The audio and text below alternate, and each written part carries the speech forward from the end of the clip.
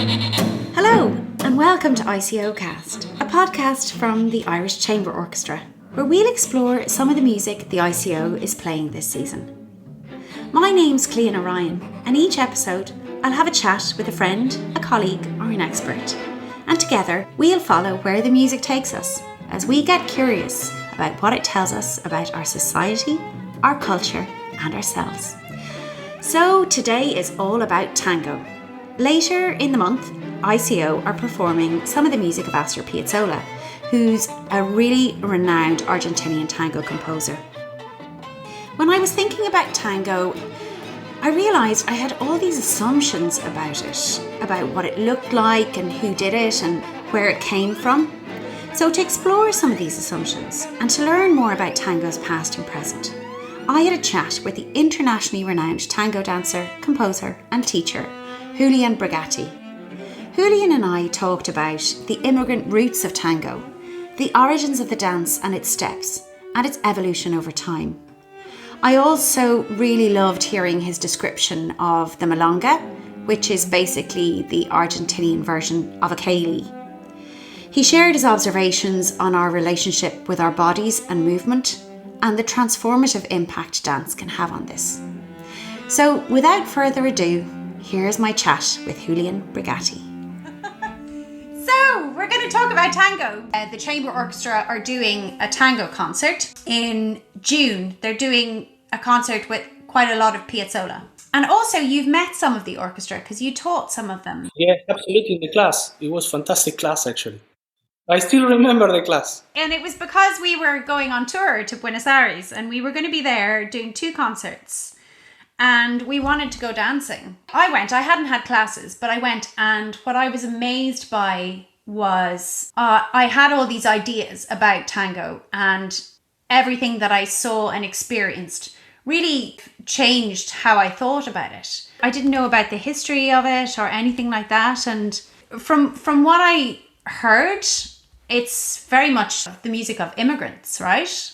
That's exactly it, yes. And but yeah, it's actually the case, because you have to think in terms of all these countries that are new are really a mix of different cultures. Yes, of course, you will have the Aborigine people from the North America to the South America and all the Americans.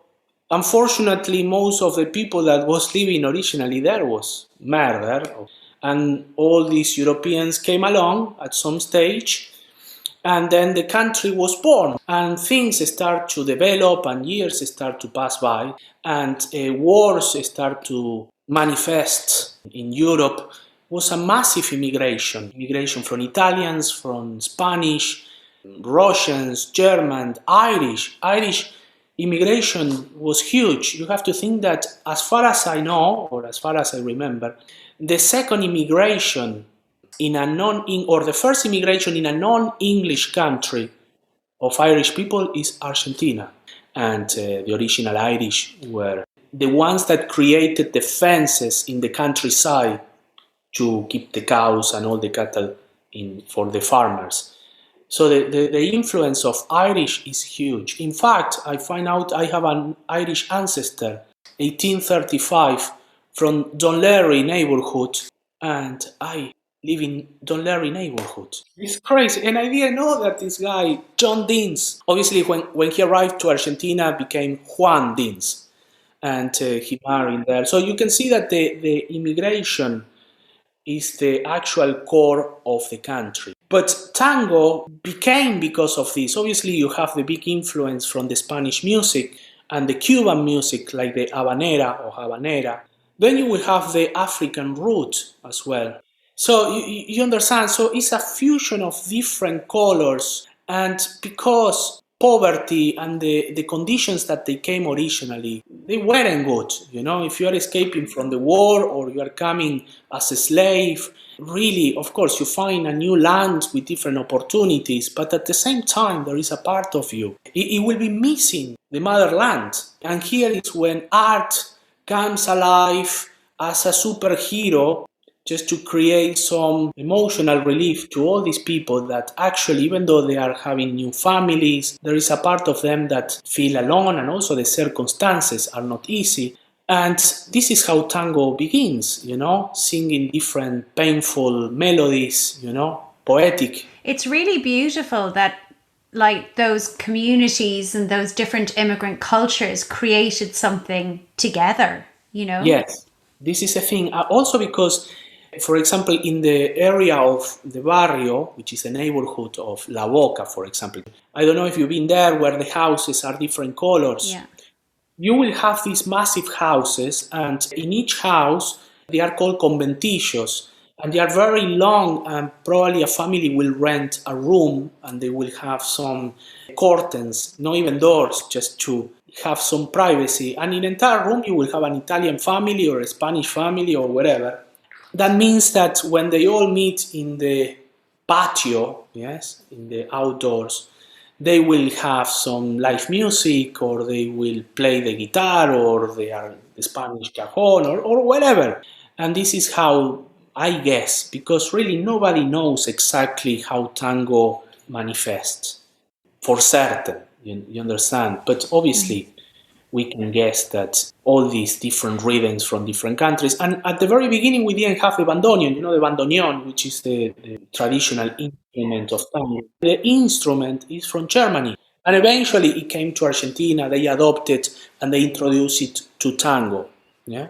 And Julian, how did the dance evolve? Well, this is very interesting because at the very beginning, let's say 1880, 1890, the dance, it was very much a primitive form in comparison to is now.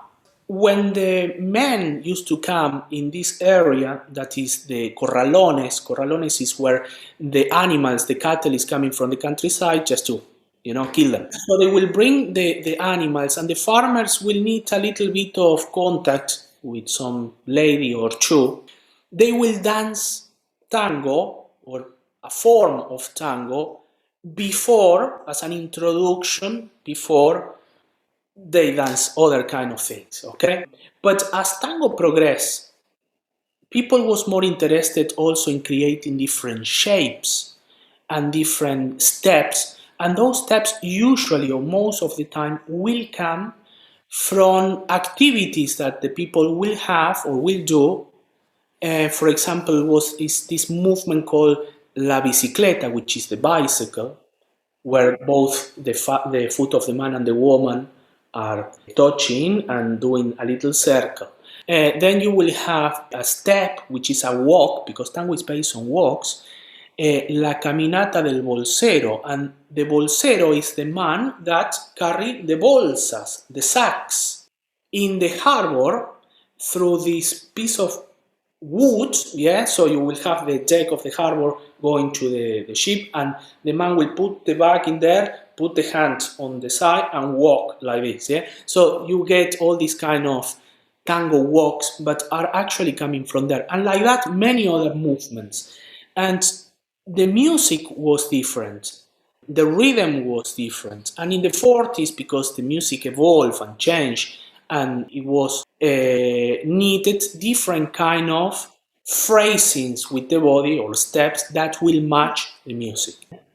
And for example, what was the teachers of my teacher, they will create many movements that are now quintessence of the dance, like the turns, yes, because the teacher of my teacher, his name was Carlos Siana, yeah, and he will create the turn by thinking. He was a builder. He will remember when he was turning around this kind of thing called roldan. I don't know in English. Anyway, he said to his other teacher called Petrolio, well, the nickname was Petrolio, said, look, I have these movements in mind. And together they start to develop all these movements. But basically, these guys joined forces and created different movements that now are the new tango. And then obviously in the 80s, 90s, that became the more modern tango, which is the tango nuevo, and so on. So, but you wouldn't have the new tango if you didn't have the tango of the 40s, when was the golden era of the dance. It was the golden time because when you put the radio, you will have tango. When you go to the cinema, the films will have tango. The stars of some of the films will be tango singers. When you go to the social dancing, you are dancing tango. And now, even though tango became international and everybody around the world knows tango, it will never be the golden time of tango, even though it's much more well known than in the past. And there is more people dancing tango around the world. But you are not going to have ever that aroma of tango, that essence of tango, all compressed in the social context, because those days are gone. It's amazing, isn't it? Like, I wonder what it was about that time. It was just such an explosion of creativity around the dance. It was the music of the time. It was the culture of the time. It was the way that people talk. It was the way that people eat. It was the way that people dress. Styles change because the context change. And with Christina, for example, we both focus in an elegant style of dancing. Christina is a beautiful dancer. It's very elegant. It's so refined. So you have to maximize that, okay? But something that is very interesting, apart from the dance, is how the people have their body sort of in a kind of shock, or the level of tension in these days, I think, are much greater than 50 years ago, because sometimes we have with Christina, older couples, old people that will have much more access to natural movement than a millennial or somebody that was born 25 years ago. It's quite interesting that generically, but yeah, I think that the technology, even though it's very good in some things, are not very good if you are using them all of the time. It's like frying the body, plus stress, plus other things. So many times we will notice that you can teach a person a step, or you can show them how to do something, but because the nervous system is not able to absorb the information. But you can notice immediately how a person will improve based just if the body is ready or not. Because tango, like other dance or like music, is just the body learning it in a way that the brain is not longer an obstacle.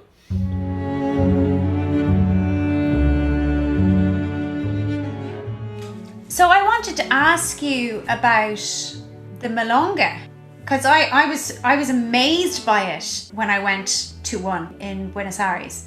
I found it really moving because there were people of every age, from 18 to 88, communicating through music and movement without words. You know, you could see couples at every stage of their life, from the first baby to the children left home to old age. And this is obviously something that they do together the whole time. I just thought it was so amazing.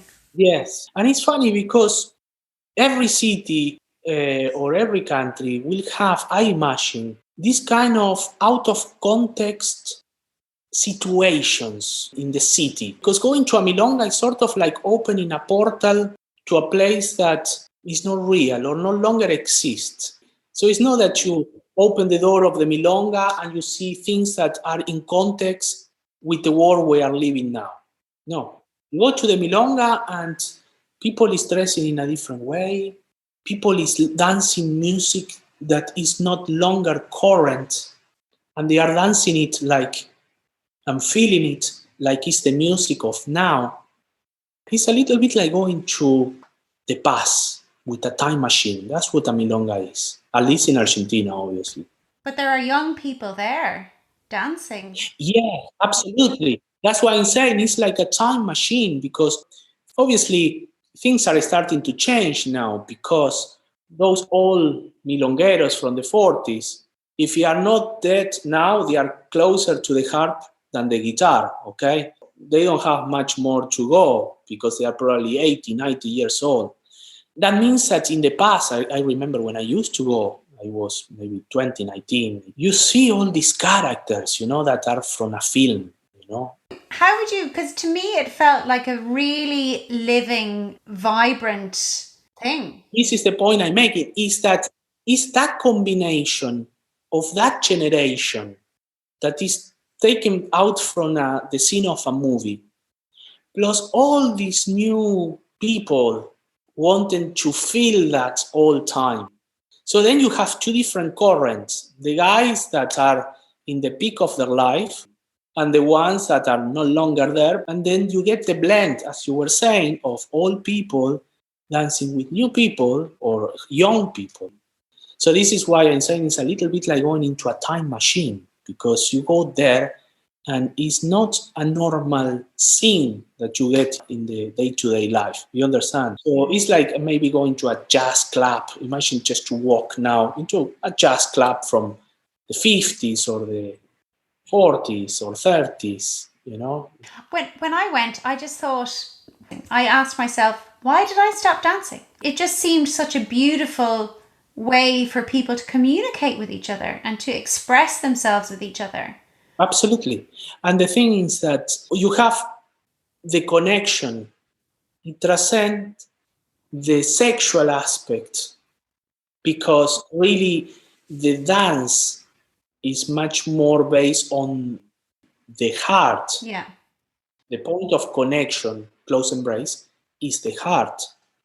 So that means that you have two hearts blending and creating movements. And as long as the brain is not thinking and the body is doing their things, magical things happen.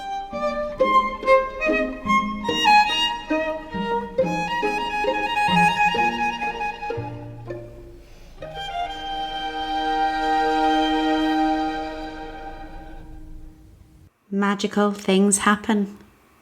I totally agree with Julian. I think dance is a powerful and transformative medium. And I thank Julian so much for sharing his knowledge, his insight, and his passion with us. Julian's partner, Christina, is an extraordinary tango dancer, and she's actually created a method bringing together her expertise in Pilates and Feldenkrais to help people access that magic. You can find out about her and it on her website, Relaxation Guru, and all information about their dance classes and performances are on the Tango Fiesta website. The ICO will be playing the music of Piazzolla with soloists Catherine Hunke and Dermot Dunn at 8 o'clock on June 24th, and it'll be live streamed from the National Concert Hall. You can find out all about it and book tickets on the ICO or NCH website.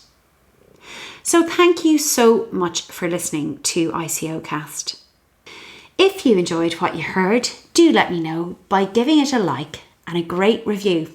And subscribe if you don't want to miss any upcoming episodes.